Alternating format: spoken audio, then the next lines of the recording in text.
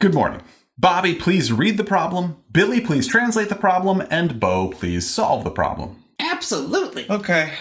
Sure. Flippin' physics.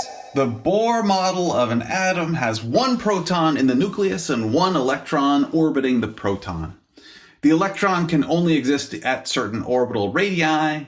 The smallest orbital radius of the electron is 0.529 times 10 to the negative 10 meters.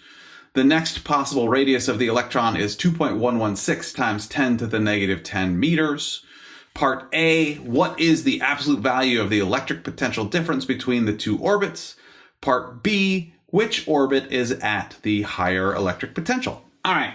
Our known values are the charge of a proton is 1.6 times 10 to the negative 19 coulombs, because that is the elementary charge, and a proton has a charge value equal to the positive value of the elementary charge, which is 1.60 times 10 to the negative 19 coulombs. We also know the initial radius is 0.529 times 10 to the negative 10 meters.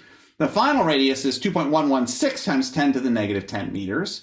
And we are solving for the electric potential difference, so delta capital V equals question mark. Okay.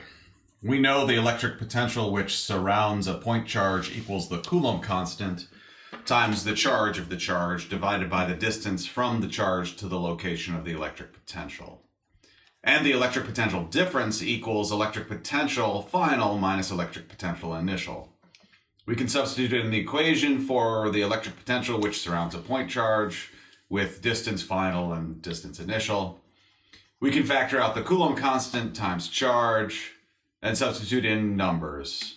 We get 8.99 times 10 to the 9th times 1.60 times 10 to the negative 19 times the quantity, the inverse of 2.116 times 10 to the negative 10 minus the inverse of 0.529 times 10 to the negative 10.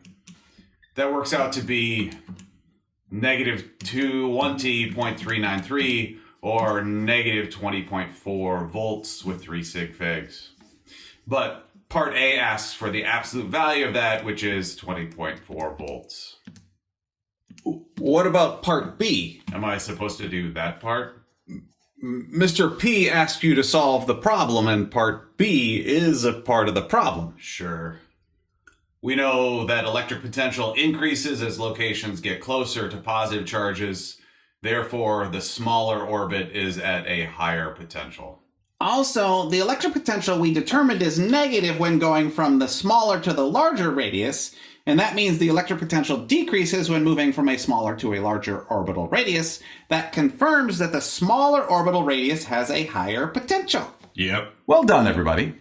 Now realize each of the orbital radii creates an orbital shell which has a uniform electric potential, which is called an equipotential surface. And the electrostatic force is a conservative force, which means the work done by the electrostatic force is independent of path taken by the object.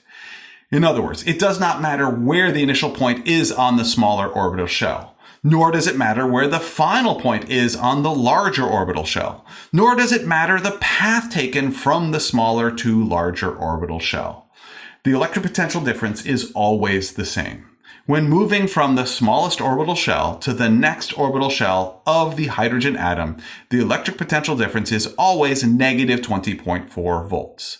Actually, it does not even matter that it is an electron which is moving from the smaller to larger orbital shell, because electric potential is independent of the object that may or may not be moving between the two locations. That is why we used zero information about the electron when solving this problem. Thank you very much for learning with me today. I enjoy learning with you.